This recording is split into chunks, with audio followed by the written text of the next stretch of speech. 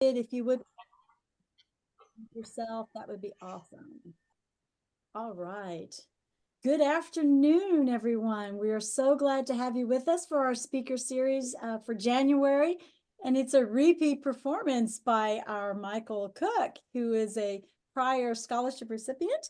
And today, Michael's going to do this part 2 series on the science behind tasting wine.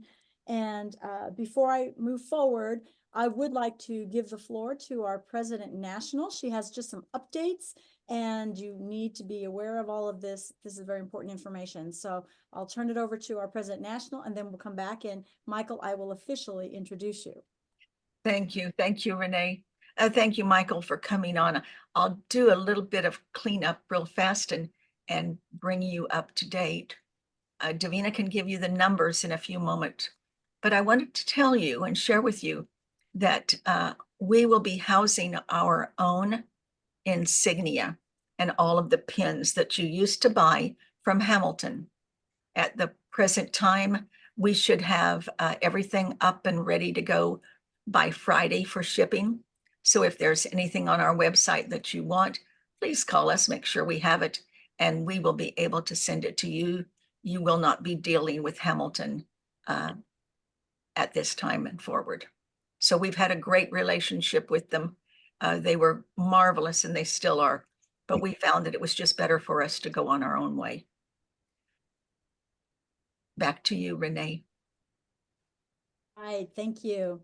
All right, ladies and gentlemen, we have, again, Michael Cook, and today he is doing the part 2 series of his wine specialty presentation. And this part today is the science behind tasting wine, from honing in your senses to food pairing by Michael Cook. So I hope you have brought your favorite wine. Not that I'm endorsing wines, but feel free to bring whatever you want to drink. It can be water, tea, any of that. And then we're going to go over tasting all the major styles. So Michael, without further ado, it's all yours.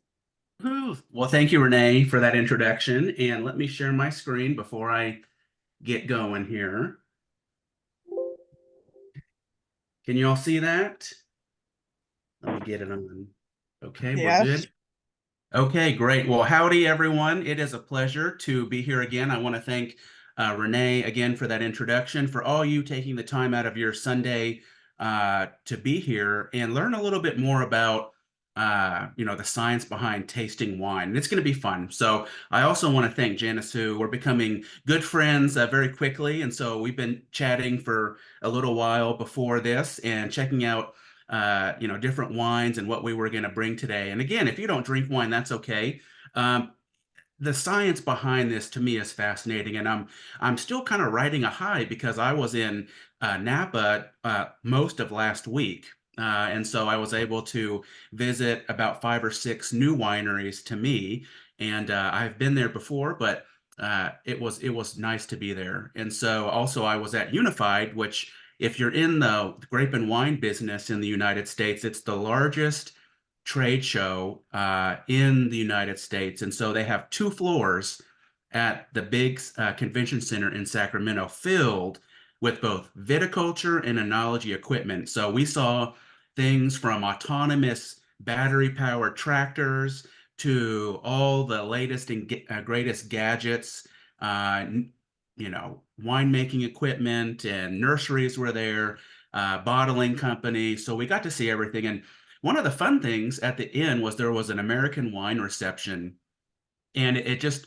made me, it reminded me of what we were going to do today. There were wines from all over the United States, from New Mexico, Idaho, believe it or not, had a booth sampling their wines, all over California. And if I had known that was going to happen, we certainly would have brought some of our top-notch Texas wine to the party. But anyway, so again, it's my pleasure, both being a scholarship recipient of this fantastic organization and now a member. I'm very excited to be back. And so again, if you were with me last time, we talked about grape growing and the challenges of growing grapes, not only commercially, but even in the backyard. And as a horticulturist, that fascinates me. But I think a lot of us, even if we're not gardeners and don't have keen interest in grape growing or the viticulture side of things, most of us are very familiar with enology, which is both the winemaking and the science behind wine in general. So part two, like Renee said, will be actually diving a little deeper into the nuts and bolts of what I like to call sunlight in a bottle from grape to glass. So if you think about it, wine is truly an agricultural product. And so, grapevines require a few things to make fruit. And then if that fruit is harvested at the right time and treated correctly, it can make an incredibly beautiful beverage that is totally different than the fruit itself. And so as I was moving along in my career, you may remember this about me, but for those that are new on today, I am a Dallas native. My agricultural ties go back to my uncle's ranching cattle, but my parents were not directly associated with agriculture. So this was kind of a new thing for me as I started to become more interested in having a career in agriculture and namely horticulture. But I am from Dallas, and I studied horticulture at Texas A&M, and really learned a lot. But I felt like something was missing because at that time, I really started getting interested in grape growing and winemaking. But what was funny was neither of my parents drink alcohol. Now, a lot of my aunts do. So I was exposed to wine a little bit, but I actually hated wine when I was in my, let's just say, when I was over 21, wink, wink. But I really didn't enjoy it. But what really drew me to grape growing and winemaking, believe it or not, wasn't the wine itself, since I didn't really care for it at the time. It was the history, the culture, and the science that revolves around wine, and how wine, it just elevates a party. It brings people together. It helps facilitate the sharing of stories. And it complements food so well. And so this really fascinated me. So I knew I wanted to be in the wine industry. I didn't really know where my next step was. And so I took a leap of faith and I moved to the greatest agricultural growing region in the United States and probably the world. And that was Fresno, California, the breadbasket of the United States. If you've never been to California, that's arid strip that runs from pretty much Sacramento all the way down to, the Tehachapi Mountains south of Bakersfield. That is all prime, beautiful horticulture, from almonds, where 100% of our almonds essentially come from there in the United States. A lot of our walnuts, almost all of our raisins and table grapes, peaches, plums, you name it, canning tomatoes. There are a lot of different vegetables as well, lettuce, and wine grapes. Now, when I went to Fresno State to work on a master's in grape growing and winemaking, I was working for a little outfit. They're only the largest conglomerate of vineyards and one of the largest wineries in the United States, and it was called Bronco Wine Company. And you go, I've never heard of them. Well, if you shop at Trader Joe's and you like Charles Shaw or Two Buck Chuck, now I think it's Three Buck Chuck, that's who we worked with. And so that area is thousands and thousands of acres of wine grapes. It's all bulk wine. So if you enjoy your Boda Bucks or your gallon wine that you've got in the refrigerator, or any wine that's pretty much under $10 that comes from California, maybe even under $20, is going to come from that area. Now, as we start drinking wine, we realize that there's tons of different options out there. Not just with, is it a red wine or a white wine, or is it bubbly? I saw someone was drinking champagne, which is so fitting, just a nice easy brunch. If you add a little orange juice to that, it makes it even more fun. But then there's also price point. And I don't care if you have wine today that's $2 or $200. It's all about enjoying it. And so we'll talk a lot more about kind of dispelling some myths in the wine industry, some tips on purchasing wine and storing wine and tasting wine, how to maximize that experience. If you're going to throw a party, you know, I want to make sure you're confident in the basics of how to store that wine, how to serve that wine, and what you may pair with food. You know, we're Texans. Well, maybe not everyone's a Texan. I know this is a national organization, but if you're from Texas, we have an affinity for lots of heavy, rich foods, thinking barbecue in particular. And so wine, there is a wine that can be paired with just about any food, even the most difficult foods to pair. Does anyone think, we haven't talked about wine and food pairing yet, but of all the food in the world, you can put this in the chat. What would you think would be the hardest food to pair with a wine? I'll give you just a couple seconds. What kind of food? Is it barbecue or Tex-Mex or French cuisine? French cuisine's, I'll tell you right now, is one of the easiest to pair foods with. But let me pull up the chat. Ice cream. Okay. Yep, ice cream, PB&J.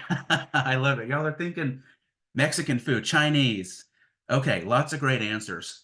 It's hilarious. I'm gonna share with you. I have it right here. If you want to learn more about wine and wine pairing and wine tasting, I don't know if you can see this, but this is a book called Wine Folly, and it's written by Madeline Puckett. She's a sommelier, and it has the best graphics I've ever seen, and it's just organized so well, and it walks you through all sorts of things. And then again, one of those is going to be what these wines pair with. What's funny is that they've done a lot of trial and error experimentation with pairing wines with really weird food groups. One of those would be fried foods. There's information on that. Another one would be your Halloween candy. What do you pair with Reese's or Hershey's bar or Nerds? There are some options there. Mexican food can be challenging, but the hardest, if you think about it, is going to be a really hot, spicy Asian dish. That spiciness can be really hard.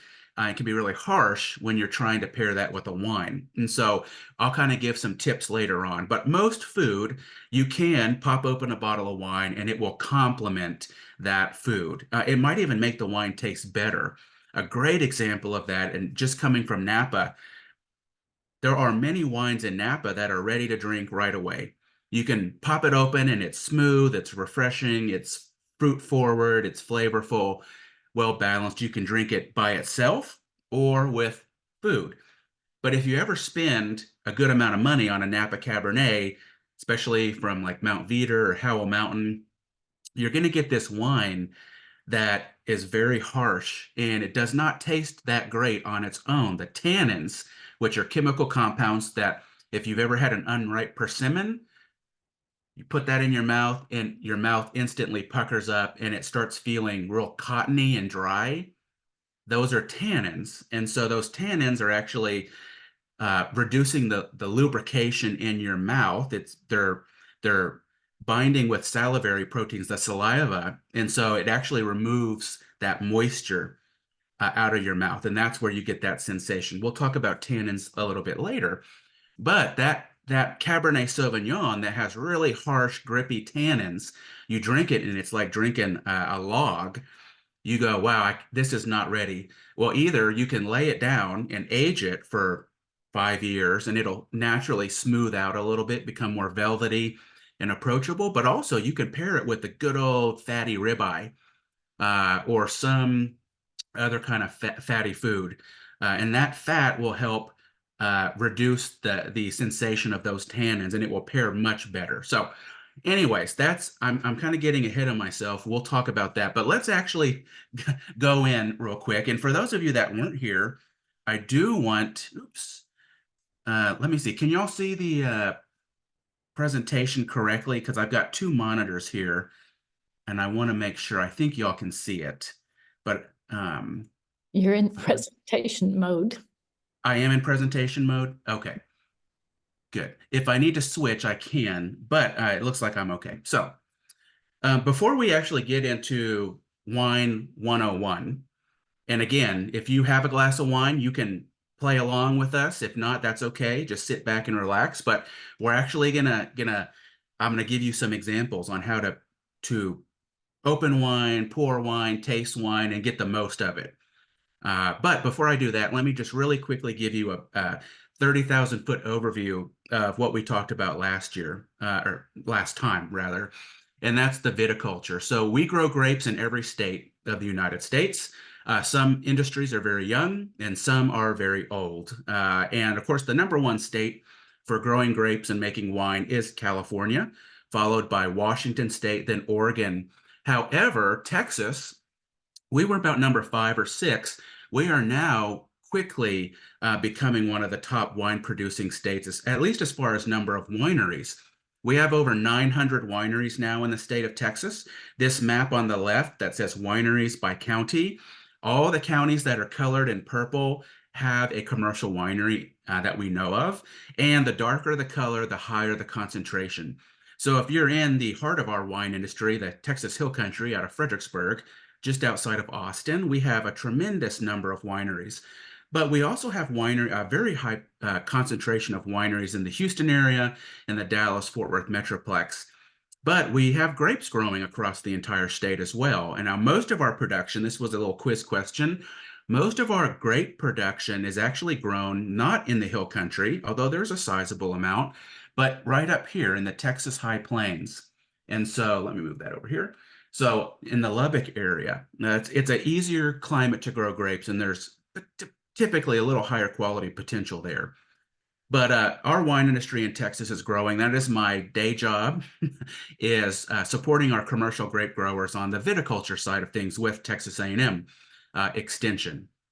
Now, as we start getting into wine, like I mentioned before, and this is a no-brainer, but you have to have grapes to make wine. And so what kind of grapes make good wine?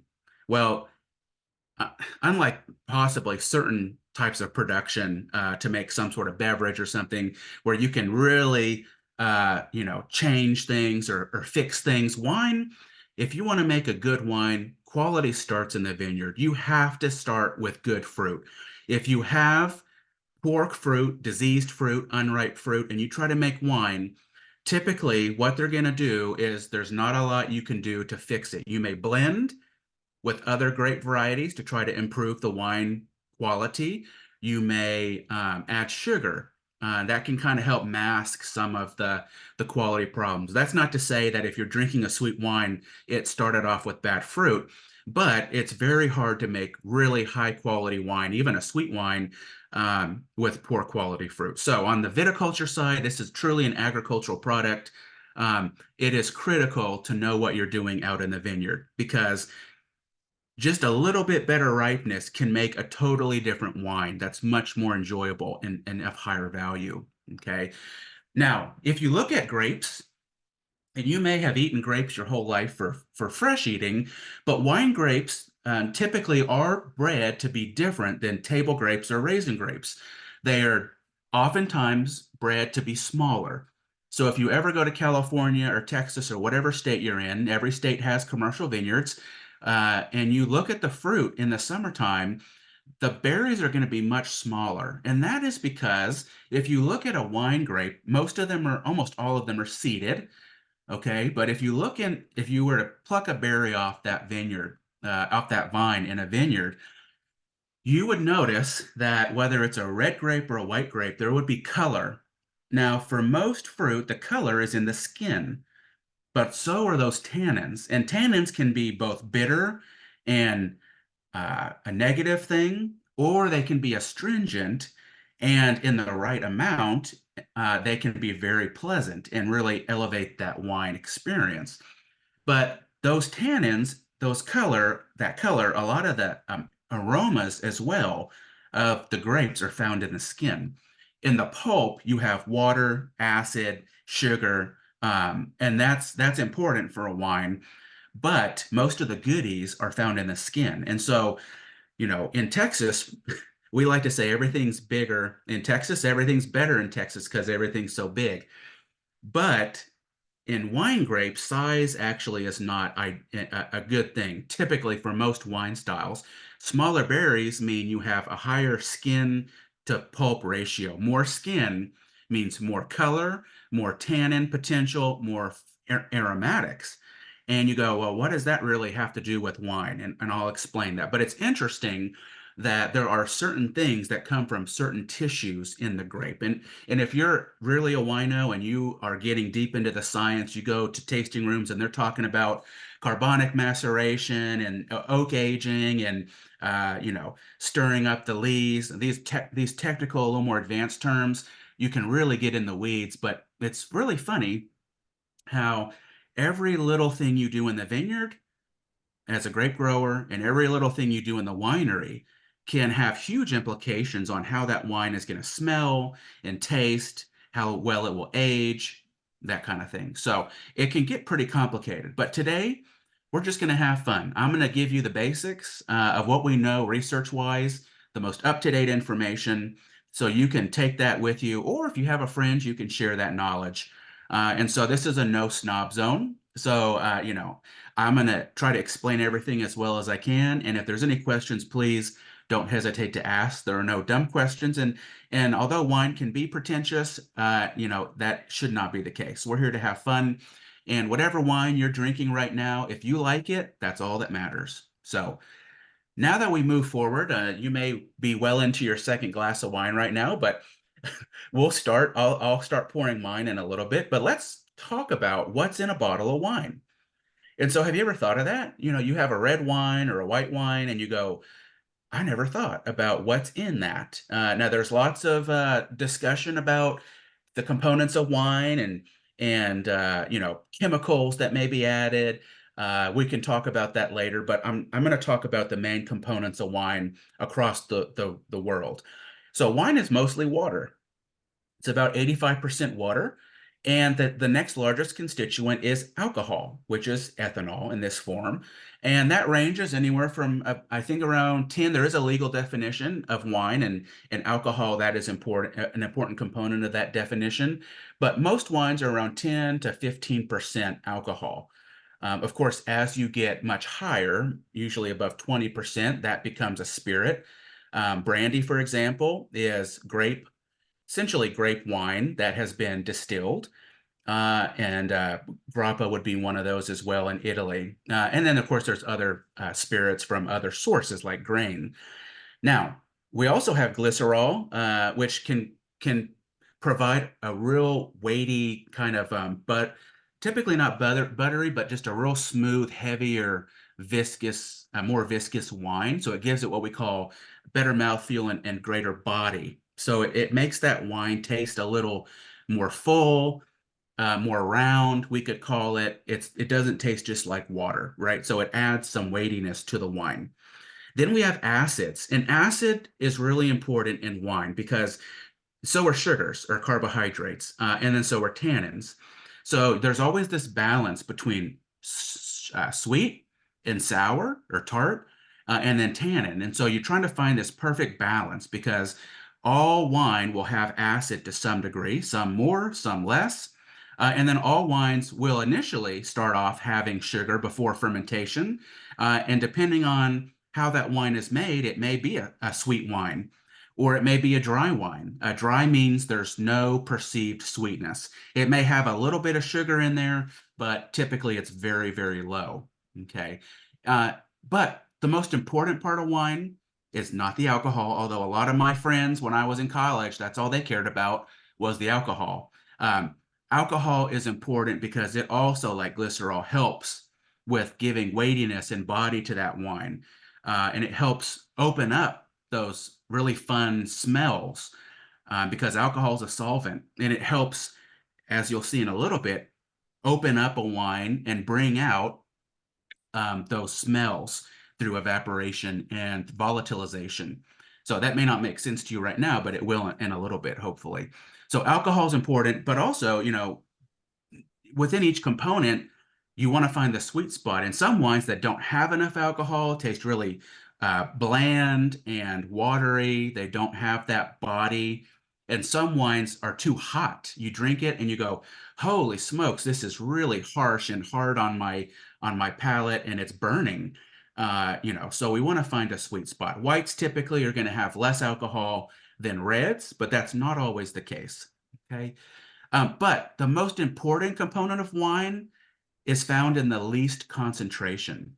And there's a fancy word called phenolics that encompass a number, thousands of chemical compounds that are naturally found in grapes. Phenolics include color. So in white wine, and that's going to be that yellow, amber, golden, or even green color. In red wine, that's going to be the blues, purples that come from that. In red wine, we call those chemical compounds, those color pigments, anthocyanins. So all your color comes from that 0.1% of the wine, okay, under the phenolic umbrella. Our tannins come from that group, right? And then all those fun aromas. When you drink a wine and it smells like strawberries or plum or cherry or grass or vanilla, that's all coming from these very small chemical compounds that only constitute less than 0.1% of that whole bottle of wine. And so this is what can make the difference between a wine that's only okay and a wine that blows you away and that you want to buy more of. And so we're going to talk a little bit more about that in a little bit. So this says Texas wine tasting. I'm in Texas. Janice is in Texas. I don't know where everyone else is, but you can put whatever state you're from, put it there. And this is how we professionally taste wine. Now, if you're in a wine competition and you're judging wine, you typically spit your wine out. All the great flavor and qualities of wine you can get without having to actually swallow the wine. Now, most of us are not just going to spit a wine out. And if we have to taste, there's a wine competition in Texas called the Lone Star International Wine Competition. We taste over 100 wines in one day. And if you don't spit it out, you're going to probably die from alcohol poisoning. So, some people may spit out wine for other reasons, but this is how you actually will evaluate wine. No matter you're just opening up a bottle of wine for yourself, it's 11 o'clock at night, you got some popcorn and M&Ms, and you've got a nice wine that pairs with that. There are wines that pair with that, believe it or not. And you're relaxing, or you've got a formal dinner and you want to show off to your friends. There's an appropriate way to do things. And so this is it. I'm going to look in the chat real quick because I just saw a bunch of things popping up. Tennessee, California, Georgia, Vermont, Kansas, New York. All right. Or New York, I should say. Okay. That was my futile attempt at sounding like a New Yorker. That didn't work well, but I'm a Texan. So anyways, but welcome everyone. I'm glad everyone's from all over the place. So let me get my wine. We're going to talk a little more about different types of wine. So some of y'all have a sparkling wine, some have a red wine or a white wine. Maybe it's sweet, semi-sweet, fully dry. We'll kind of break that down. But first, let's talk about the 4 steps in tasting a wine and enjoying it. We'll go a little deeper in there, and then we'll talk about the different types of wine and what you may pair with. So I don't know if you can see this. This is my wine for today. It's out of California. It's a little bit older. It's a 2016 Petit Verdot. And I'll explain a little bit the difference between blends and what we call varietal wines. This is a varietal wine. If it has the name of the grape variety on it, then it is predominantly or almost, I can't remember what the legal limit is. I think I want to say around 90-95%. It has to pretty much be that variety, if not exclusively in some areas. As opposed to a blend, which can have 2 or more grape varieties blended in together. But this is Petit Verdot, which is not common as a varietal wine. It is a Bordeaux variety from France that is often blended in a Bordeaux blend with other grapes to add color, namely, and some unique aromatics. But sometimes Petit Verdot can be so fabulous, you can actually make it as a standalone wine. This one is specifically the Court Jester, which is just a fanciful brand name. And it's actually from Incognito Wines out of Parlier, California. And Parlier is just south of Fresno. So this is going to be more of a bulk wine, mass produced, but that doesn't mean it's going to be bad. And so when you have your bottle of wine, we'll talk about storage and temperature and that thing kind of thing later. But I just want to show that it is important to make sure that your wine has been stored as best as possible. Does anyone know what the greatest threat to your wine is once you buy it at the grocery store or wine store? Heat. Now, maybe not, yeah, maybe not in New York, but if you're in the South especially, and you throw that bottle of wine in the back of your car and it's 100 degrees out and you've got to go run errands all day, heat is the Yep. greatest threat to wine quality in the bottle. That also holds true for when you get home. You know, putting your case of wine in the garage, if it gets higher than about 75 degrees, I would not put it there. Now, conversely, cold doesn't necessarily have a tremendous negative impact on wine. So I'd rather it get much colder than it would hot. However, if you are, Jana Sue has a wine, and I'll let her talk about it in a little bit, but it is from 1987, which is before I was born. And she's been storing that for a long time, and she tried some and said it was fabulous, and I believe her. But we want to try to make our special wines especially last for as long as possible. And there's ways to do that. Now, I'll joke here, and don't be offended by this joke. It's not directed towards you, but it's a little crass. My mom, I have a substantial wine collection because I work in the wine industry and very fortunate to do so. And I get to try a lot of interesting wines, fun wines.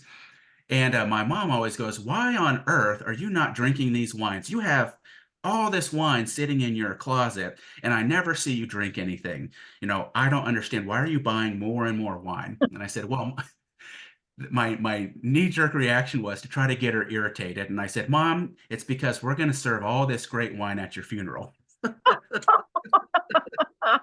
And she did not appreciate that, but it was a joke. And anyways, but the point is that, some wines are meant to age a little longer, but most wines, here's tip number one, are not meant to age like Jana Sue's wine since 1987 that she's still drinking. Most wines are meant to be consumed within 1 to 2 years, no matter where you are. And so this wine, because it's from a bulk wine region, it's a little more commercialized in how it's produced. It's in a hotter climate. It's going to be at its peak within a year of drinking, maybe 2 years. And you still want to store it well, but even if you store it well, some wines just will not get better with age. And so how do you know? Well, there's lots of information on that online, and most wineries will give you an indication if you talk to them or on their website if that wine is meant to age. And that's another rabbit hole on the difference. If anyone's interested, if we have time, we can talk about why some wines age better. But wines won't freeze on you. They have alcohol, which helps lower the freezing point unless you get really, really, really, really cold.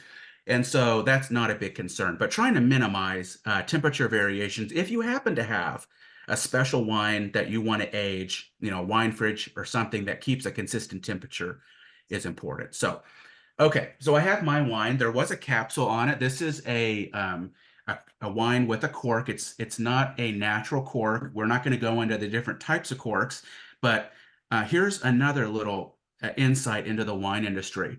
Y'all know what screw caps are, right? They are wines that don't have a cork, whether it's a conglomerate cork or a synthetic cork or a natural cork from the cork tree, which is an oak, a special kind of oak tree. Most of our cork comes from Portugal. It's actually the bark of that tree, and they just pop out the corks. If it's a conglomerate, they take all the bits of cork and glue it together, and then they're synthetic, which is just artificially made. And you're going to find that in your cheaper wines. They use those because they cost less money, but also those wines like this one are meant to be drunk very quickly, a year or two. And so cork's important. If you're using a cork, you don't want it to dry out because if it starts to dry out, that's a natural product typically, then it's going to oxidize the wine and you're going to get quality flavors and potentially spoilage problems flavor degradation and spoilage problems down the road. So, but synthetic corks, they're cheaper. They don't seal as well, and so you're going to see those on more value wines, and that's okay. That's an indication you probably shouldn't age it more than a year or two. Okay. Anyways, but back to screw. There's just so much to talk about. Back to screw caps. Those are the ones where you don't even need a corkscrew. You just twist off the top. And if you were living in Australia or New Zealand, that would be very common. And screw caps are actually the best closure system for wine. Now, a lot of us like corks because of that romantic feel and that pop that you get when you pull the cork off a wine. We grew up with that. And so the problem with cork, though, again, is it's unless it's synthetic, it's a natural product from plants, and it can allow too much oxygen in over time. It may even leak on you if you store it. Also, corks run the risk of housing a fungal organism that contributes to what we call cork taint, and it's really hard to get rid of that. And it's also really hard to know what cork has it and what doesn't. And so if you ever open up a wine and it smells like wet dog or wet cardboard, real musky, and it has a cork, it's probably been what we call corked, and that is actually a wine fault. So screw caps, not only most of them do not allow oxygen in, which would oxidize that wine, which is not typically a good thing, but also you won't have a corked wine from that closure. So most of our screw cap wines in the United States are very economically priced wines, but it is actually the best closure. And there's a movement in the wine industry to start even using screw caps in premium wine bottles, which to me is fascinating. So if you ever see a wine with a screw cap, give it a second chance. It is actually a superior closure system for what it's worth. Okay, so this wine, I already took it off. There was a little capsule, a little aluminum capsule, and you may have wondered why that's there. You're not going to see that on a screw cap, but in most of our bottles of wine will have that little closure on it, and it's mainly decorative. It can help protect the cork from damage, but also keep that cork from drying out over time. So there is some usefulness to it, but it's mostly decorative. You can peel that right off, and then we're going to give it an open. All right. Now, serving temperature is important for any wine, right? You don't want it too hot or too cold. That will affect the quality, how you perceive it. But we'll talk about that in a little bit. But I'm going to pour me a bottle of Petit Verdot. If you don't have your wine in your glass, go ahead and you can pour that. And it's really important. Again, we're spending money on this, and it's not like Dr. Pepper where you just pop the lid and go for it. Again, serving temperature is going to be important, and also aeration. Now, some wines you actually don't want to aerate, and aeration, you might have seen the little gadgets you can put on the bottle and you pour it and it aerates it, or you pour it into a big decanter. That's going to be important for certain wines that need to what we call breathe. Those are typically going to be, let me see, how do I say this? Going to be heavier red wines, Cabernet, Sagrantino, Tannat, even some Merlots. Anything will benefit from aeration in your glass, which I'll show you in a second. But some wines will also benefit from aeration. Port wines, Sauternes will benefit from decanting or aerating from the bottle. So typically with those at minimum, you would want to keep this bottle on your counter for an hour or so before you pour it to kind of get some oxygen in there. I'll share with you why that's important in a little bit. But also putting it in a decanter and storing it that way gives you even more oxygenation, and that's going to make that wine taste so much better. No matter what wine you have, whether it's a light white wine or a heavy red wine, you will at least want to give it some swirling in your glass every time you taste it, and there's a reason for that too. So I'm going to go ahead, I don't know if you can see, but I'm going to pour my glass of wine. Now, here's one of the first things. Glass, if you want to get really specific, the type of wine glass you have actually makes a huge difference. And there's a wine glass brand called Riedel, and they make a huge range of wine glasses, and they actually put on little demonstrations on how different types of wine glasses make the wine taste a little bit different. Now, we're not going to go into that, but I will say, as far as glass is concerned, make sure that your glasses are clean and they don't smell like the detergent you used in the wash. Try to make sure there's no spots. I've got some on mine. We don't want any of that getting into the wine. And so most wine glasses are built, though, to where you have a larger basin and then it kind of tapers up to where your nose goes and your mouth. And that's because when you swirl this glass, remember those phenolics in that bottle of wine, that 0.1%? All those fun smells that you get from a wine are bound, usually with sugar molecules, to where if you don't oxygenate this wine, swirl it around, what that does is, I can promise you, there is going to be a difference, and you're going to get a much better smelling wine just by swirling it. Usually we just swirl on the table so wine doesn't go everywhere. Now, I'm an Aggie from Texas, so I've got two things going against me for making a mess. So I like to swirl mine on the counter. What that's doing is it's oxygen's coming in, and that alcohol is getting on the side of the glass and it's evaporating. And that both of those things are releasing these fun smells to where you can perceive it. And I'll talk about the science behind that in a little bit. But the first thing we do is we swirl our wine a little bit, and then we take a look at it. And if you drink red wine in particular, you can actually tell how old a wine is just on the color alone. So really new young wines are going to have anthocyanins, or those color pigments that are more blue purple, really rich color. As a wine ages, that color starts to change from really bright purple, blue, rich to more brick red. And so if you look at your wine and you go, oh, yeah, this has a real rich purple, maybe garnet, ruby color, it tells you it's a fairly young red wine. Okay. But again, if it's really getting more translucent and it's more brick color, then you know it has aged a while, whether that's in the winery or in your bottle. So color is really important. We also don't want to see, a lot of haze to a wine, although some wines are unfiltered and they're going to be hazy. That can add some complexity to the flavor, so that's not necessarily a bad thing, but it's not as common. So look at the color. White wines, typically, if they have a darker color, they're going to have usually more honeysuckle like qualities, maybe a little more tropical color, aroma. So color can kind of give you an indication there, but color is important. Believe it or not, when your brain sees color, whether you like it or not, subconsciously, you're already telling yourself what you're expecting from the wine. And so we're actually very visual based as wine drinkers, whether we know it or not.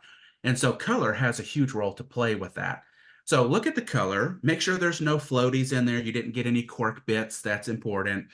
And then we go to smell. Okay, so we're going to swirl this wine a few times, and you can do that pretty much every time. Every time before you're about to take a sip, and that helps volatilize those aromatic compounds, right? The strawberry flavors, the plum flavor, sorry, not flavor, smell. Flavor is different. In my next slide, I'll talk about flavor, but we're talking smell right now, or aroma. So we can't swirl too much. If you keep swirling, those chemical compounds, those aromatic compounds, those smell compounds are leaving. They're not going back into the glass. So if you were to swirl this 400 times, then you're going to lose smell. So, but a couple times before you sip each glass will really help make that a much more fun experience and get your money's worth too, right? So swirl, and then you put your nose in there and give it, a 1 or 2 second sniff. And just think, here's one of the craziest things about wine is if you, let me paint this picture. This is what got me really interested, the history, the culture, but the science about wine. If you were to eat a grapevine, a berry from a grapevine, it may have flavor and smell like the wine. We call that typicity of character. So if you've ever had like a Moscato wine, it has that really unique, like honey, fruity flavor from a Moscato. Well, the grape is Muscat, and that you can taste in a berry, right? You can taste that same flavor. But what's cool about grapes is you have the primary aromas that come from the fruit, but you also have this array of smells that you cannot get from eating the fruit, right? So how do we get there? Well, thanks to the yeast and thanks to wine chemistry, we are creating new smells that remind us of other fruits. So the grape is pretty much the only fruit in the world where you can take that berry, add some yeast, and not only will you get some of the typicity of character from that fruit, if there is anything, that varietal character, but you'll also get these smells, whether it's from the yeast or from oak aging or putting in concrete or something like that, that you would never find just in the fruit. And that's amazing. So when someone goes, or you read the back of a wine. Now, the back of a wine label, if they give you anything, usually it's really fanciful and it's kind of bull, right? They go, oh, this wine has aromas of violet and crushed granite, and it comes into full fruition, mid palate, blah blah blah. But for wine, most wine, if you smell something, so I swirl this Petit Verdot and I smell it, and it reminds me personally of like dark cherry, dark sweet cherry. And it may remind you of something like dark plum or blackberry. That's not because they added an essential essence of blackberry in the wine. That is because, thanks to the yeast, thanks to maybe some certain natural winemaking practices, you're getting those smells. So the cool thing is you can take a peach and make wine out of it. And what's it going to smell like? A peach, a much less aromatic peach. But you take a grape that smells like a grape or maybe a little floral or a little fruity, and you make wine out of it, and it has all these smells that remind us of other things. Okay. And that's true for any kind of wine, white wine, red wine, sparkling wine. Believe it or not, if you don't actually aerate, swirl, and smell your sparkling wine, you're missing out on a lot of things. So most of us are afraid the bubbles are going to go away too fast, and we never swirl our wine or even smell our sparkling wine. But we want to. There's a lot of unique flavors we can get. Then we look for flavor, we taste the wine, and I'll demonstrate that in a second. And as we're tasting the wine, we want to move it all around our mouth, and then we want to swallow it and see how long that we can kind of sense that wine. We call that the finish.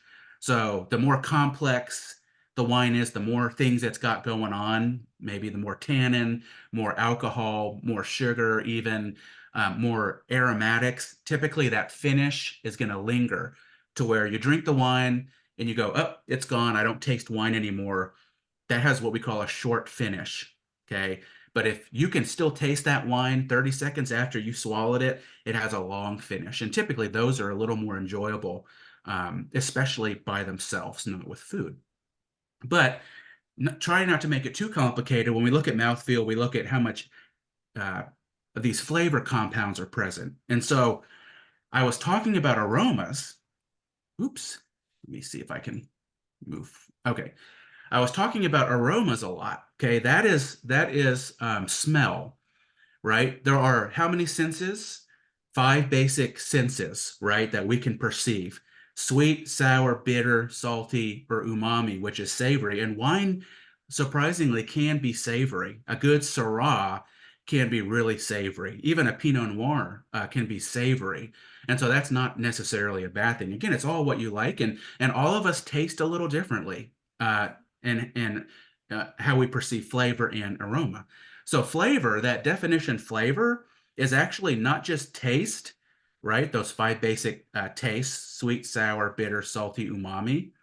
Okay, bitter is the component of tannin, right? That astringent or bitter quality that makes your mouth feel really dry after a big, bold, tannic red wine. But then you also have sweet and sour, perhaps sugar in the wine if there's any, and then the acid components. Okay, so all those tastes kind of interact, but also with the aroma. We call that olfaction, and that gives flavor. Okay, so when we actually look at wine, and I'll explain it here a little more scientifically, there's two ways in which we can perceive flavor. Okay, if you don't know this, you'll know it now, that the nose and the mouth are connected. Okay, and when I'm smelling my wine or my orange juice or my whatever, my ribeye steak, those smells can only be perceived if they're volatile and become a gas. That gas, as I sniff, goes up my nose and up to my odor perceptor, which we all have, right at the base of the nose. And that's where I smell things like French fry or plum or cherry or strawberry or bell pepper, okay, vanilla. Those are from aromatic molecules that are in a gas form, okay? That's what we call orthonasal or smell, aroma. That way, that's how we perceive it through the nose. But also, as you're eating, right, or drinking, you are perceiving those tastes from your tongue and cheeks, but you're also smelling as well, but not through the nose.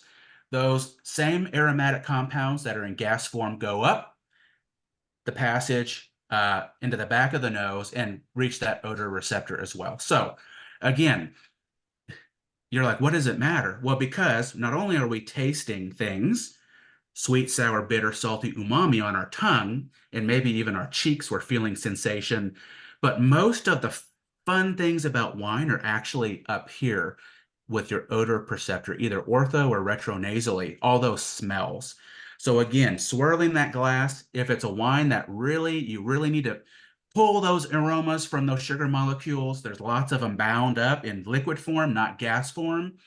You got to decant and aerate some more, okay? But that's the basic component of both smell and taste that makes flavor. Now here again, this is a fun little schematic here or visual here of everything I just said, but you take everything in the berry, thanks to yeast, make it into wine, okay? And you start with that typical characteristic, the aromas found in the fruit, the sugar, the acid, the tannin, the color, okay? The juice, the water component as well. And with the help of yeast, they're doing what? They're eating that sugar and they're essentially pooping out ethanol or alcohol and carbon dioxide. But also those yeasts are helping metabolize all sorts of different things, including those aromatic compounds, making new smells that you would never find just in the fruit. So there's lots of those, like violet and oh my gosh, petrol, and there's tons of different things. A lot of our floral notes. Also, you have what we call tertiary aromas. Those are from oak, things like oak or bottle aging. And so if you have a wine, white or red, typically red, that's been oak aged, what are you getting? Well, it depends on how much that barrel's been toasted, if at all. You're going to get some tannin from that, some astringency, and a little bit different than what is in the fruit. But you're also going to get notes potentially of like tobacco or vanilla or caramel. And so that adds complexity to the wine. And those are all smells. And so that all kind of dances around in this liquid. And so you start with fruit, add some yeast, and you've got this symphony of flavor. And so it's really exciting to me. And every wine is different. Even the commercialized wines where they try to be uniform and have a consistent product, it's going to taste a little different every year, no matter what. But, you start playing around with things and experimenting, and there's a wine for everybody. And depending on what you like, some people love a common descriptor for things like Sauvignon Blanc are grassy, bell peppery. Some people they're like, no, that does not sound appetizing. There's a descriptor called cat pee, and some people actually like that. I've never had cat pee, but it does smell like it. But some people love that. And so if that's not what you like, that's okay. But you may like a wine that's what we call fruit forward. It has lots of fruity notes and smells to it as you're drinking it, maybe plum, cherry, uh, blueberry, blackberry flavor. It's whatever you like. Now, as you're experimenting and exploring on your wine journey and you're trying to figure this out, I helped teach a class of 300 students at A&M. And whenever I ask, or my colleague who leads the course asks, okay, we just tried this one. What do you smell? And they go, oh, it smells like wine, right? Well, that's not very helpful. If you're struggling with, okay, I don't smell anything, there's wine wheels out there you can go Google and download for free. And it kind of helps you find words for what you're smelling. And sometimes you really can't. The wine can be so complex. You can just say, oh, it smells fruity to me or earthy. But a lot of times you can actually tease out certain things like dark fruit plum, black currant, or maybe it's a Pinot Noir from Northern California and it's more what we call red fruit driven. So cranberry, cherry, raspberry, tart cherry. So this kind of helps give you, it's not a bunch of nonsense. Actually, we do perceive these smells and that remind us of other things in the world. And that's half the fun of drinking wine, in my opinion, is the smells you get from it. Okay. Now, so I have my wine. I've looked at it, I've swirled it, I've smelt it. This Petit Verdot has been oak aged because I'm getting kind of vanilla caramel smell, but also some really dark fruit, that dark sweet cherry. It's just so rich. Now let's actually taste. And so what I'm going to do is I'm going to swirl it, smell it, and then I'm just going to have a sip of it. I'm going to move it all over my mouth because the more I move it around my mouth, that's why people don't drink wine with straws, because you want to be able to taste all those things as best as possible. You've spent a lot of money on this wine, so let's get our money's worth. And then you swallow and you just enjoy it and you think about it and you consider, is it really dry? There's puckering, which can be that tart. That's from acid. But then there's that kind of cottony feeling, that dry, astringent feeling on your cheeks and tongue that make your tongue kind of remind you of sandpaper. That's from tannin. Okay. White wines typically don't have tannin. There are some that do though, but you've got that going on. So think about that. Think about the alcohol. Is that a really hot wine as it's going down your throat? Does it just feel like really rich and nice, or does it go away instantly? Remember that short finish. Also, people always look at what we call the legs of the wine. And you swirl that glass and you look at what those drops, and you can see here in the picture, the drops that come down. Actually, that's aerating, but there's drops and you see these kind of bands of clear liquid. And that's kind of fun, but it doesn't really tell you. A lot of people think those legs tell you how much alcohol is in the wine. And it can give an indication, but the thicker those bands are, that droplet that beads down, the thicker it is, the more viscous that wine is. Okay. And typically that means there may be a little more alcohol, or there could be just a lot of sugar. Maybe it's a dessert wine. But typically those legs, the larger they are, the wider they are, the more body that wine's going to have. Okay. So that's just a little tidbit there. So, and then you just enjoy that wine, right? And so that's kind of the process. Now, I will say, if you're putting on a party and you want your guests to have the best experience, it's very easy to go, I'm going to have this wine, and then I'm going to move to this wine, and then I'm going to move to this wine. There is an appropriate order to be able to not blow what we call blow your palate out of the water. And so the best thing to do is, if you're offering a party at home, or maybe a multi-course meal, whatever, maybe you're just barbecuing in the backyard, you always want to start with a dry wine and move to a sweet wine and start with a white, then a red. So we would, in order, if I had 4 different styles of wine, let's say I had a dry white wine, a sweet white wine, a dry red wine, and a sweet red wine, you don't want to just, for the best experience, you don't want to be going back and forth. You want to start with one and move to the next, and you want to do it in this order. So we would start with a dry white. It's going to be the lightest bodied wine. Then I'm going to move to I could move to a dry red. Depending on the body of the white, I might just go to a sweet white. Okay, and then move to the dry red and sweet red. But typically we will keep the sweets all the way till the end. Okay, so I would do in this case, for most wines, it can get a little tricky, but most wines, dry white, and then dry red, and then sweet white, and then sweet red. Okay, why is that? Well, not only red versus white, you get a lot of different flavor, remember, taste and aroma, but also sweetness.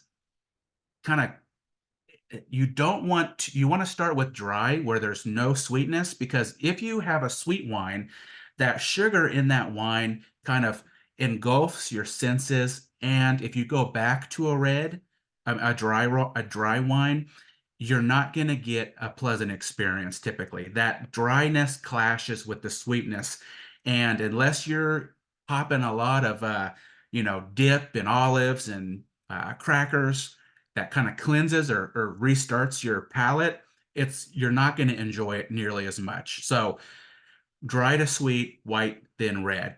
That is going to give you the best experience where you're not kind of drowning in all these kind of distinct flavors, but also that sweetness is not going to disrupt.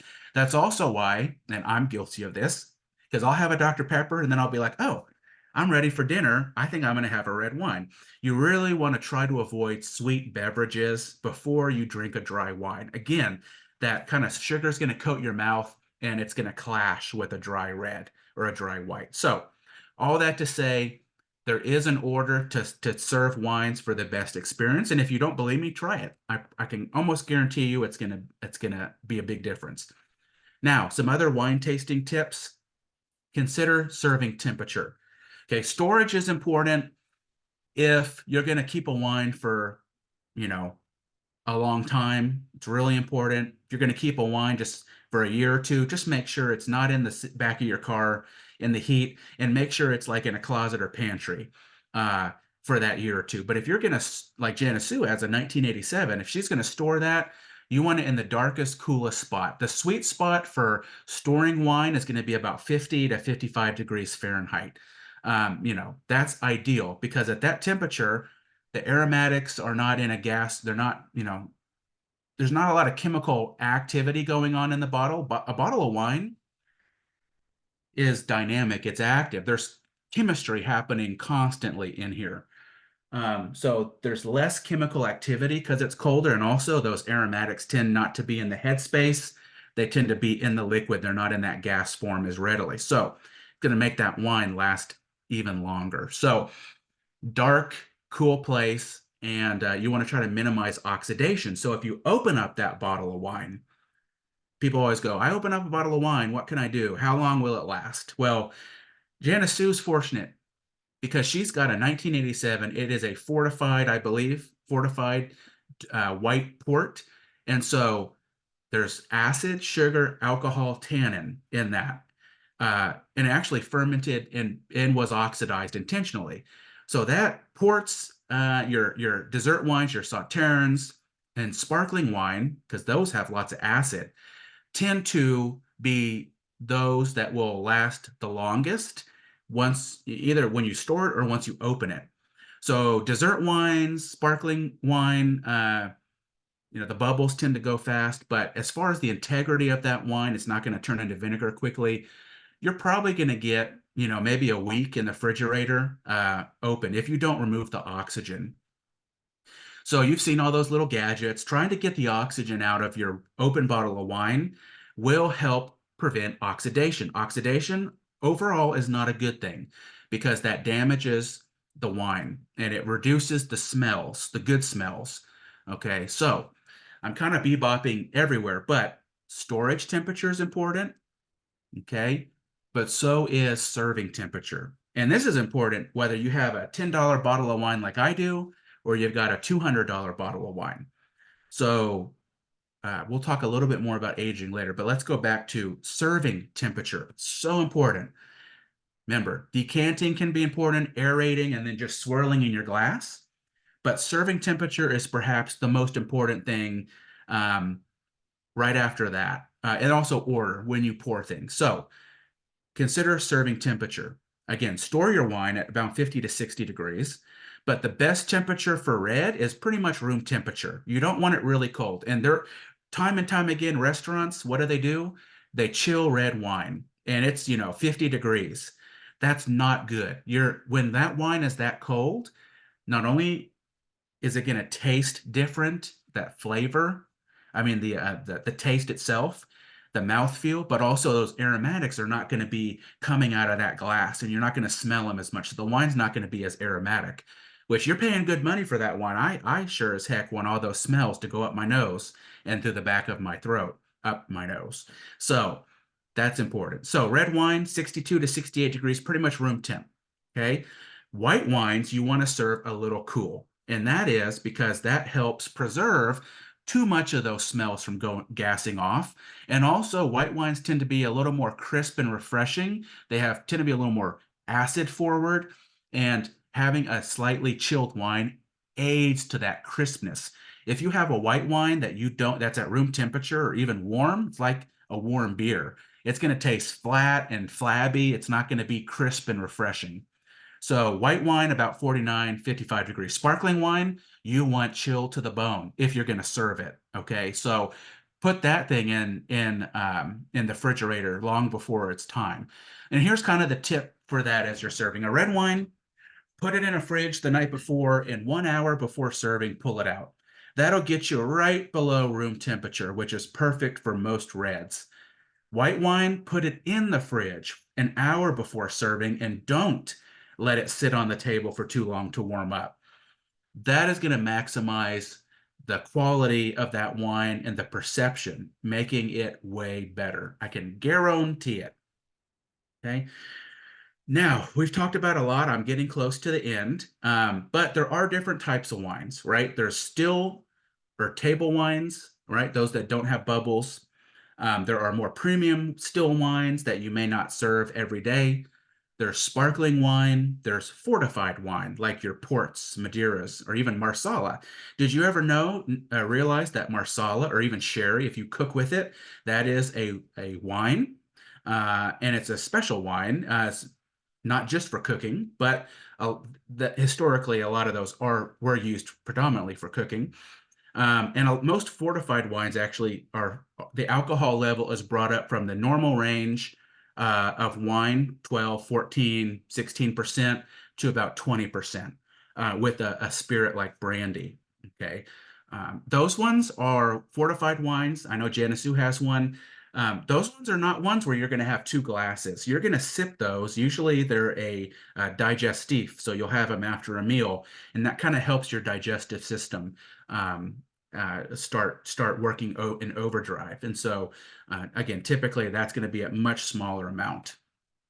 Okay, we did talk a little bit about varietal versus a blend. Remember, if someone says, oh, this is a varietal wine, that means that it is from one variety. And I do believe legally you can add just a teeny little bit of something else, but it's going to be mostly that variety. Now, and if you go to Europe, you're not going to see the name of the grape on the label, even if it is a varietal wine. In Europe, the old world, they typically name their wines based on the region, right? So you'll see Bordeaux or Burgundy or whatever, even if it's not a blend. Now, a lot of those are blends, but in the United States, we oftentimes will either list the variety for that of grape that's made into that what we call varietal wine, or we'll just blend and give it some fanciful name. Okay, so here are 2 examples. Actually, let's see. Three examples. This is all one winery. This is one of my favorite wineries in North Texas. If you're ever in Dallas, Fort Worth, it's worth a 30-minute drive north of McKinney. And they're 100% Texas grapes, and they make fantastic wines. This wine is called Aglianico, and that's an Italian red. That is the grape variety. And because it says Aglianico, I know it's either 100% or very close to 100% of that one variety. And if you have a wine that's a varietal wine just made with one variety, you can't hide it, right? And it tastes good. That's really a testament to the grape grower, because a lot of times, not always, but when you blend a wine, it helps kind of cover up maybe some of the inadequacies of the other grape variety. Or like Bordeaux, there's 4 or 5 varieties added in. So it may be Cabernet or Merlot based, but there's a little Cab Franc to give some vegetalness, a little bit more body. You get that Petit Verdot, adds a little color, splash of color to that wine, and that's not a bad thing. But you have a varietal wine with the name of the variety on it. Then you have a blend. This one is a white. It's called Divine White. And sometimes on the back label, they'll tell you what varieties they have added into that. And sometimes it's proprietary or they just don't list it. And that's not to say that one wine is worse than the other. Sometimes you can make a blended wine that has 2 incredible high quality grapes, or 3, and it just makes the wine even better. Okay. And this is kind of a funny one. This is a third example, same winery. And this is not common outside of the US, but sometimes especially when a winery is introducing a new grape variety and people just don't know what the heck it is, even though it's a varietal wine, they may give it a fanciful name. So this one is Eden Hill's Midnight. It's called Midnight in the Vineyard. And it's not a blend. It's not multiple varieties in one bottle. It is actually a varietal wine, but no one knows how to pronounce Negro Amaro, which is the red grape for that wine. And so they just call it Midnight. So that's okay. We're in America. We have lots of freedoms and to choose how we name and make our wines. If you're in the European Union, there are extremely strict regulations on what grapes you can grow in that region, when you can harvest, what kind of wine you can make, how you name it. And it's very protected as well. So not necessarily a bad thing, but that kind of gives you a little bit more into, the world of wine. Now, this is important as well. You're going to your local wine store or grocery store, and the label actually tells you a lot. And we're getting to the end, so hang in there. You're doing great. But if you look at your bottle, now I know not everyone's from Texas, so this has Texas on it, but I'll explain. The label actually, there's kind of hidden language in the label that gives you a little bit more information that can be helpful. And the first thing I'll say is there are regulations in the United States on how you label a wine. Interestingly enough, does anyone know why wine labels do not have nutritional values? Have you ever thought about that? Wine is not calorie free. I'll show you a chart on that. To our dismay, wine is not calorie free. But why on earth does wine not have a nutrition label? It's becoming common in I think it's becoming law in the EU soon. And actually, it's probably going to happen in the United States, where wine requires a label and ingredient list. I'm not opposed to that, but it is interesting. That is because wine is not a product under the auspices of the FDA. It is an alcoholic beverage, which is regulated by the Tax and Trade Bureau. So because it's not an FDA product under their auspices, we don't have to have an ingredient list or a nutritional value label. Now, you do, though, have to have certain things on there. So if that wine has essential essence added, like a peach wine, most peach wines are not just peach juice. They will add artificial or natural peach smell to it to enhance that peachy smell. Not necessarily bad, but it will say, white wine enhanced with natural peach essence on the back. So there are some basic label requirements, but what I'm getting at is kind of gives you an idea. Some of these label terms actually give you a much clearer idea of where your wine's coming from. For example, across the United States, thanks to the TTB federal and your state alcohol board, you have to tell the consumer where that fruit came from. If your state is listed, okay, so here's a label that says 4.0 Cellars, that's the winery. The year, the vintage, the year is when the fruit was harvested. That's what the year tells you, and that is ubiquitous all over the world. If you see the year, it's not when they released it, it's the year of harvest. Okay, so this one's a 2013. Yeah, Mourvèdre. Mourvèdre, that's a variety. So this is a varietal wine, 100% Mourvèdre, one grape variety, and it says Texas. It could say New York or Kansas or California.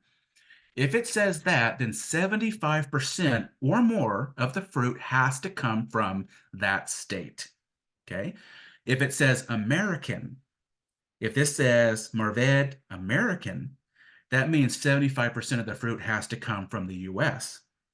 Now, if there is another name, this one doesn't show it, but if it said instead of Texas, it said the Texas Hill Country, or if you're from California and in Napa, there's these AVAs or American Viticultural Areas. Every state has one. Maybe Alaska doesn't, but most states have them. They're federally designated grape growing regions. That doesn't mean you cannot grow grapes in other parts, but it's a federal designation that says this is a special place for growing grapes. And so if you see Texas Hill Country, which is one of those AVAs, it's a very large geographical territory, you get a little bit more specific in the requirements. 85% or more of the fruit has to come from the state if the AVA is on there. Now, if they list the vineyard, it says Oswald Vineyards or Newsom Vineyards, 95% or more of the fruit has to come from that vineyard. So all these little things you may have overlooked, actually, if you're not there to talk to the winemaker, tells you a lot more about that product. Now, that doesn't mean that an American wine is going to be of lesser value or quality than the most stringent labeling requirement being within an AVA and even a vineyard. But it does tell you a little bit more where your fruit is coming from. Okay, there's one other example. If it says for sale in whatever state you're in only, that pretty much means that you don't know where that fruit comes from, and most likely it's not from your state. Okay, so if it says for sale in Kansas only or New York only, there's a loophole in the rules. I won't go down the rabbit hole, but we don't know where it's coming from. Okay, and so not necessarily a bad thing, but if you're really interested in supporting your local wine industry, or you're wanting to get a wine you know you're going to like from this specific region, there's a lot you can tell on the bottle just from those few names. Okay, what are your options? There's tons of grapes. There's over 10,000 grape varieties out there, and so there's lots you can grow. Depending on the climate, there's that typical wine style you'll get. So if you love Alsatian wines from France or Germany, maybe an Alsatian Riesling, they have kind of a typical flavor profile and style. Maybe you like a heavy Napa Cab from Howell Mountain, or you like a Spanish Tempranillo from Rioja, right? A lot of those, based on how they're grown, how the wine's made, kind of give you this typical flavor profile. But sometimes, thanks to different growing regions and blends and how the winemaker treats his wine or her wine, you can get wines that are totally different, even if they're made in kind of that general area where you would think there'd be typicity, but there's not. So it's pretty fun, but there's tons of options. Most of us are familiar with the noble varieties. We call them the noble varieties because they're grown internationally. Cabernet Sauvignon, Merlot, Sauvignon Blanc, Pinot Noir, Merlot, I said Merlot already, Chardonnay, Syrah may be on there, Cab Franc possibly, I can't remember all of them, but those names that just stand out because they've got that marketing prowess, they've been grown for thousands of years, or at least hundreds of years across the globe. But I want you to keep an eye out for some varieties you may not be familiar with. In Texas, these are becoming very popular, but even in California, even in Napa with climate change. I was just at Larkmead, and they are growing some of these varieties that are not as common, but are a little better heat adapted. Maybe you're up in New York State, the Finger Lakes, and they're growing hybrids like Cayuga or Concord um, or a new grape called Aravel, which is a Riesling Cayuga cross. Or maybe you're in Minnesota and you're growing King of the North or Marichal Foch or Itasca. Most states are now expanding and exploring lots of different wine varieties and making wine in very different ways, which is very exciting. But if you're in a hot climate or you're in the South, start looking for these grapes, Tempranillo or GSMs, Grenache, Syrah, Mourvedre. These are very popular in the Paso Robles area of California. They're popular in Texas. Counois is another one. These all have very different flavor profiles. Syrah, very different from Northern California to Central California to Texas. There's others from Italy, Montepulciano, Sangiovese, which makes Chianti, Aglianico, Dolcetto, Negro Amaro. These are some wines that are not common, but are becoming really fantastic. Whites, Albarino. Carmel Valley in California has some excellent Albarino. I've seen some in Napa now, or the Sierra Foothills, Lodi area, I believe. French, Viognier, Picpoul Blanc, Roussanne, Marsanne, Pet Nats, which are unfiltered sparkling wines that are more just natural. They're really fun. We see a lot of those in Texas. If you're in the deep South and you're like in East Texas, Florida, Georgia, you may see grapes like Blanc du Bois or Blanc du Soleil or a red Black Spanish. Those ones can be really nice. So, I encourage you, if you're stuck on Cabernet, there's nothing wrong with that.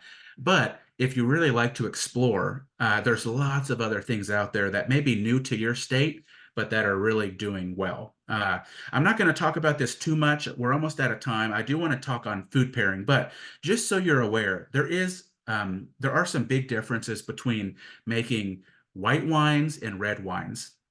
Okay. Now, white wines, okay, let me say this. If you have a white grape, you can only make a white wine. Okay. But if you have a red wine, I'm sorry. Sorry. Okay, let's start over. This is kind of important. If you have a white grape, you can only make a white wine. Chardonnay is a great example. Okay. If you have a red grape, though, you can make a red wine from that red grape, or you can make a white wine. And how do you do that? Well, remember, for most red grape varieties, all except for a small group called Teinturiers, the color is only found in the skin. And so if you process that fruit really quickly, make juice, and you don't get a lot of skin contact time, there's no time for the color to seep out into the juice, you can make either a rosé or even a white wine. Did you know that a lot of your champagne that you drink, if it says Blanc de Noir on it, it's from Pinot Noir, which is a red grape, but it is clear. It's white. And that's because they handled the red fruit very gently and they got the juice off very quickly. Now, a white wine you can add in red wine to make it a rosé, but you cannot get the color out of a white grape to make a red wine. Okay, so anyways, kind of interesting, the backstory there, but we won't go into great detail. Let's talk about food pairing, because there are wines that taste delicious, right? Whether you open them now or you let them age a little bit to soften and smooth out, that you can drink just by themselves. I mean, there's nothing better than a crisp, refreshing wine on a hot summer day that's been chilled, or maybe a semi-sweet red wine, even a dry red wine, right before dinner, or a dessert wine after dinner. But a lot of wine is really best enjoyed with food. And there's tons of great stuff out here. Here's Wine Folly. Remember, it feels like hours ago. Remember that book I showed you? They've got great information on pairing wines with veggies, roasted veggies, cheeses, starches, fish, other seafood, white meat, red meat, cured meat, and sweets. So they give some examples here. we'll talk about these 3 things in a little bit, but here are the tips. Okay, it can get really complicated to pair wine. Experiment, don't be afraid to try. Okay, here are the tips though. The wine should be more acidic than the food. Okay, the wine should be sweeter than the food. And here's a little schematic from Wine Folly that kind of helps you understand those main components. Okay, the wine should have the same flavor intensity as the food. Okay, so you wouldn't pair a really delicate, let's say Sauvignon Blanc or Semillon or Viognier or even a light minerally Chardonnay with a ribeye steak, right? Those flavor intensities are so different. You would, though, pair one of those delicate wines, maybe with some delicate seafood, with like a butter sauce or a white wine sauce. Also, looking at acidity, right? What really acidic wines can complement foods that are a little more creamier or fatty. Okay, so that acidity helps cut that fat and makes it really work well together. Okay, so those are the 3 probably most important tips. Then red wines pair best with both flavored meats. So you could go with a soft or medium bodied for things like turkey, maybe roasted chicken, ham, heavier reds with lamb, pork, barbecue, steaks, and that kind of thing. White wines pair best with light intensity meats. So again, fish or chicken, maybe really, non-smoked turkey, something like that. Okay, bitter wines or wines with a lot of tannin are best balanced with fat. So again, a ribeye or some really fatty good pork or barbecue, you'd want to go with a more tannic wine like Cabernet, Cab Franc, Sagrantino, Merlot possibly, but Syrah maybe, Pinot Noir can go well with that. Again, matching with the intensity. And it's better to match the wine with the sauce than with the meat. So if your food has a lot of sauce, try to pair it with following these rules with the sauce over the meat. Okay. And I put a link here because that doesn't do justice. There are so many pairings. I can't cover them all, but these are kind of get you in the ballpark. Again, there's this great chart from Wine Folly as well. But there's so many great specific pairings that I would be remiss if I didn't give you that link. And so again, there's a lot of fun ones too. Like, what do you think would be the best wine to pair with fried foods like French fries or fried chicken? You go, okay, that's a lot of fat. It's light to medium intensity and flavor, right? Now, if it's poutine with gravy and cheese, that's maybe a little more intense flavor. But let's just say French fries. Or some fried chicken, right? That's fairly light to medium in flavor intensity. It's got a lot of fat.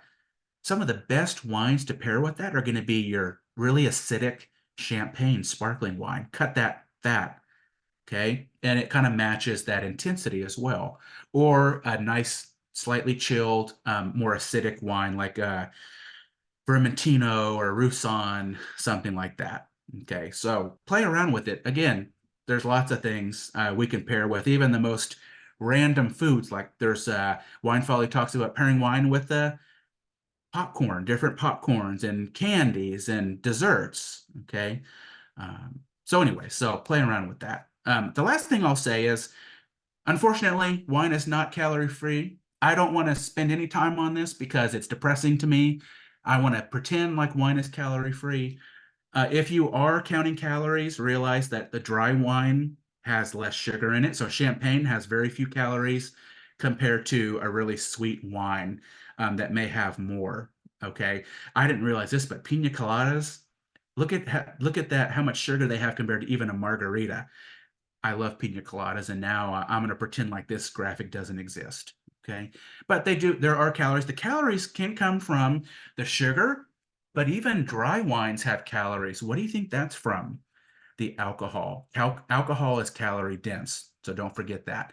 The health benefits associated with wine, I'll say this, I got really excited. There was a study that showed 1 glass of wine, red wine a day, is the equivalent of a 30-minute workout. And I said, so if I have 4 glasses of wine, I should be losing weight and I don't have to exercise. That did not hold true with the science, and so that study has been pretty much debunked.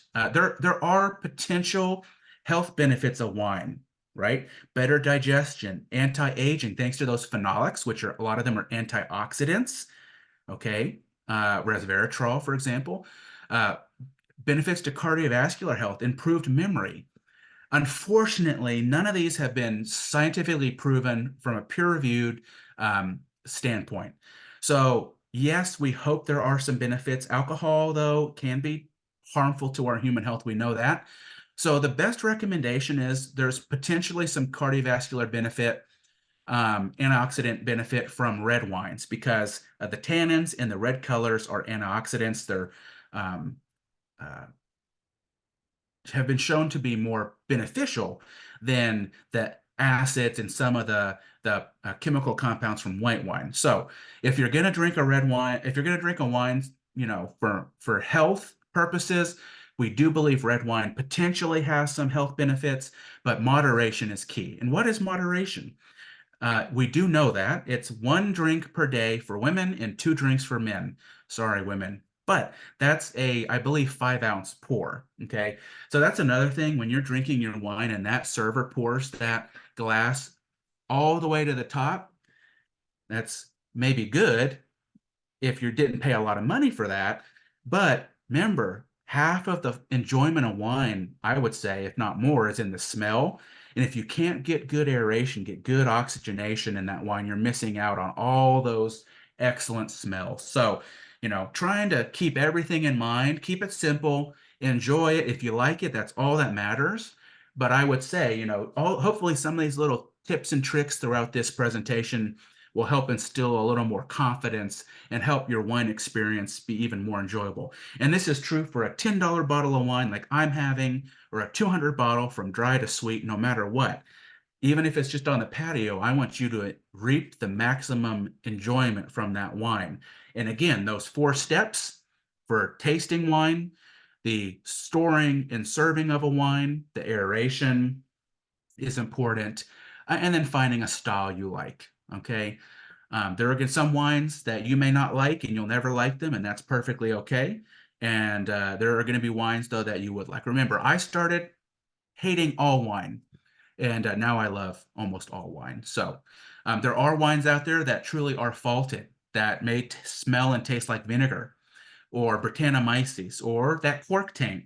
And so if a wine does really smell off to you or taste bad, it could be that actually there's a fault and the winemaker needs to know about it, because that's unacceptable no matter who you are. So that's what I've got. I'll skip the rest, but I'm happy to share this PowerPoint with Janice, and she can distribute that if y'all want to keep this for reference.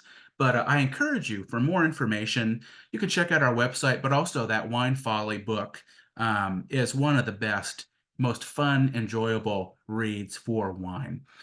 Now, I don't know what time it is. I feel like it's been hours. Maybe we're on time. So hopefully y'all are okay. But if there are any questions, maybe we have just a minute for questions and answers, but I'll leave it with that. Hey, Michael, if you would, there's a question I see here in the chat, and it's and actually I had posted it to you, but how do you feel Great. about wine wands? Yeah. So this is a really good question.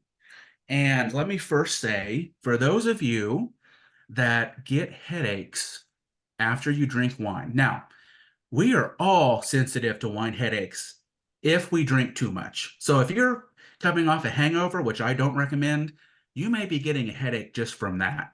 But there are some people in our population that are sensitive to certain wines. Okay. There are actually 2 sensitivities. Most people associate wine headaches with sulfites. Okay. Sulfites are a natural preservative, and there's a lot of hubbub, in the wine world about sulfites, and grapes naturally have sulfites. Winemakers in conventional winemaking do add sulfites.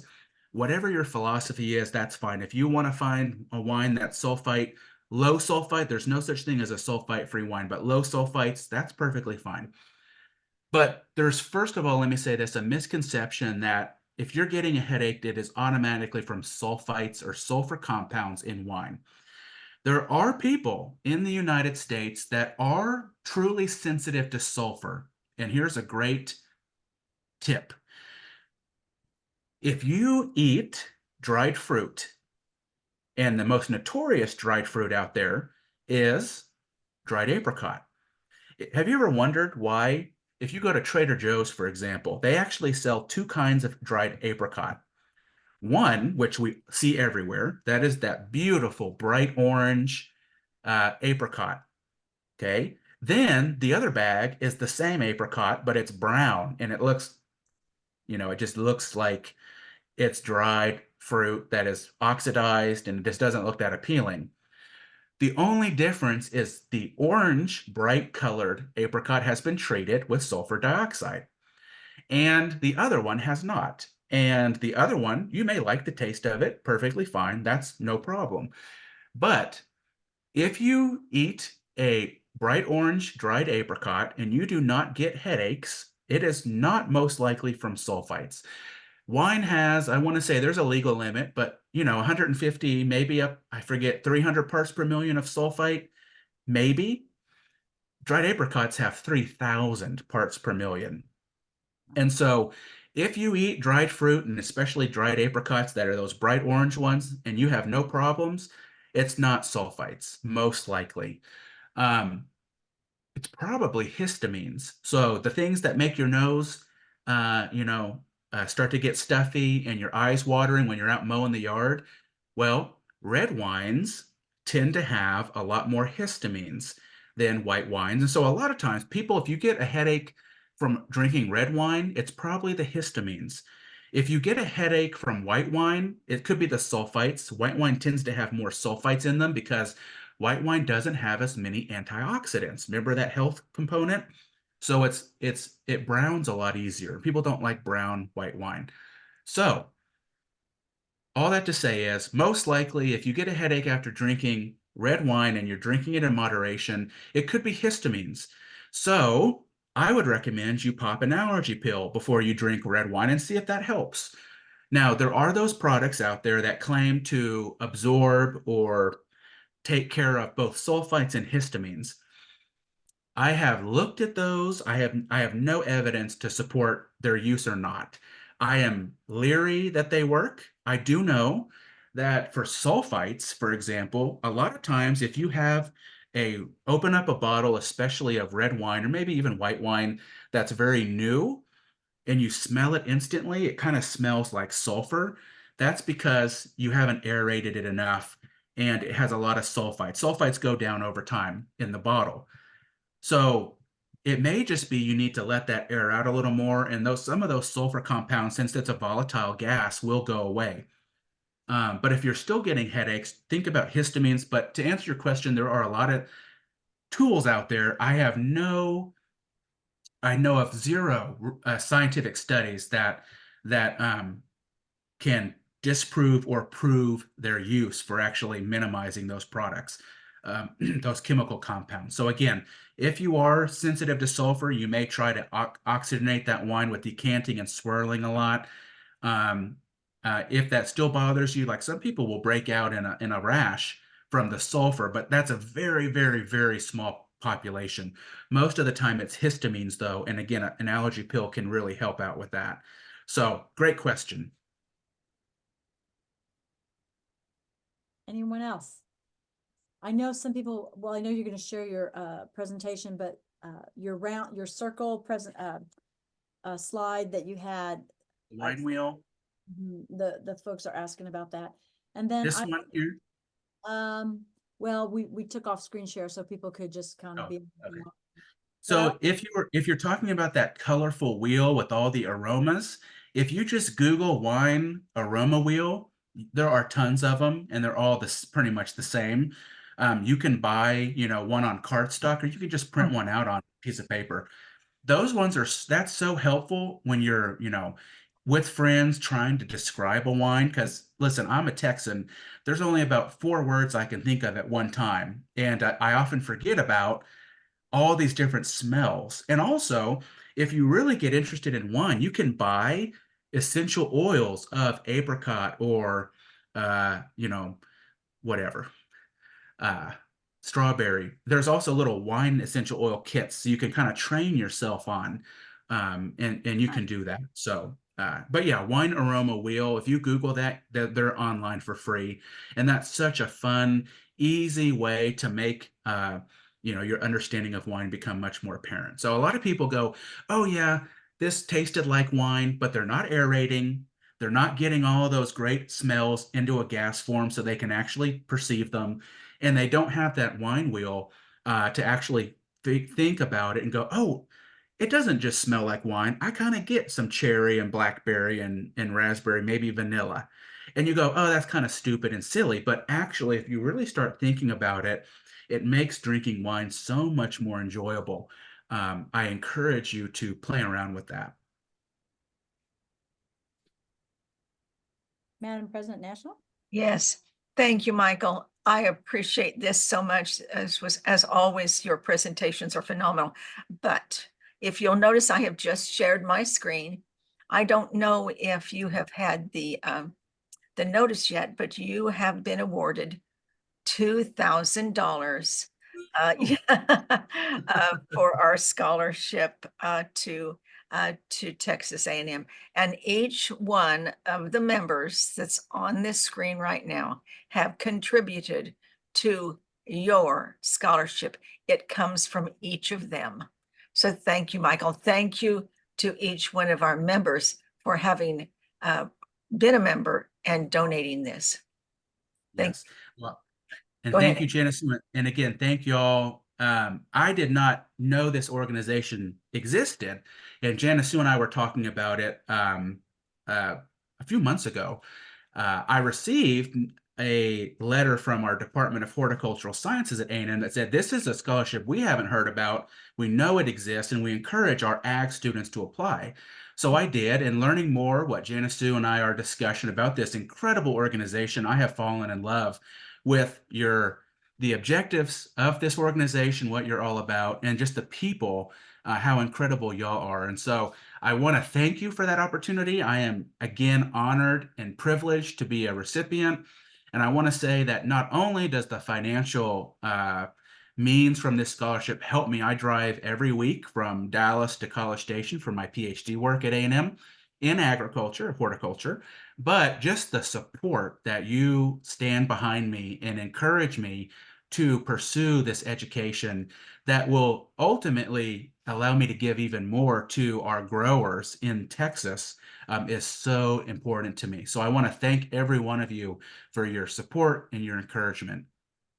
I hope that we see you on the next scholarship application. Yes, congratulations. It's all. Well, thank you. Thank you, Michael. And Wow. Thank Davina, you so much. Davina, tell him how far he can go on applying for scholarships, What do you mean, how far? postgraduate. Oh, yes, yes, definitely. That's what he's doing right now. Perfect, yes. Yes, for works. all of you, he has a very impressive, he's very, very impressive. I was allowed to see his application. Well, It's thank you. complex. It was complex. Beautiful, it's beautiful, yes. Thank you. Yes, was I've been complex. very fortunate to be able to be so involved with our agricultural growers across the state. Bob Cohen and his wife are the ones we saw at the Sons of the American Revolution in Florida. And I said to her, we need help. And she said, "How can I help you?" And I said, "We need applicants for our scholarships." And she said, "Send it to me." Now, this was 11 o'clock at night. And I sent it to both of them. And within hours, we had heard from your professors. And I think yours was the first one that came in. Oh, that's great. So yes, so Well- thank you, Mr. and Mrs. Cohen, for finding us, Michael, to help you on your education. Many, many, many years, we hope. And to Yes. each one of you. Okay, Renee, I'm going to give it back to you. Davina, do you want to give our numbers, please, Oh, first? yes, yes. Well, because of all of you spreading the word that we exist, the numbers are beautiful. 1,529 in 4.5 years. That's good. It's really, really good. Thank you so much. And that's 29 since January 1. Mhm. Means a lot, means a lot. Back to you, Renee. I'm gonna say, don't forget, grandchildren, things like that, okay? Because they count. So take him from nearly the day of birth. I know my grandson, I put him in like 2 days after he was born. I So know we had him in, Renee, the day he was born. We're yeah, waiting for that piece of paper. yeah, we're waiting for that birth certificate. Yes. Anyhow, but Michael, thank you. It's always a joy to hear you. I learned, I was taking notes frantically here. And thank you so much for taking the time to come and present with us again. I want to just alert everyone that we do have some pending speakers coming up over the next couple months. We're going to be listening to Valor Honey about bees again and honey making. And then also a fun one will be popcorn. We're going to listen to, and I'm sorry, the organization slips my mind off the top of my head, but he's going to present, it's Mr. Wampler, he's going to present on popcorn for us and their family business and farm. So that's coming up in the wings also. So just be keeping your eyes open for the posts that we put on the website. Any other questions from anyone? We're good? I don't see any more here in the chat either. So I did post the book in the chat and a couple other items too that might have been helpful. But otherwise, I will wish everyone have a great rest of your Sunday. And thank you so much for joining us today. It's been awesome. Thank you. Thank you. Cheers, everyone. Have a great Oh, Sunday. yeah. Oh, I have 2 different kinds. Thank you, everybody. Bye-bye. Bye-bye. Bye. Bye. Thank you. Thank you. I'm going to go buy Riddle glasses now. Yep.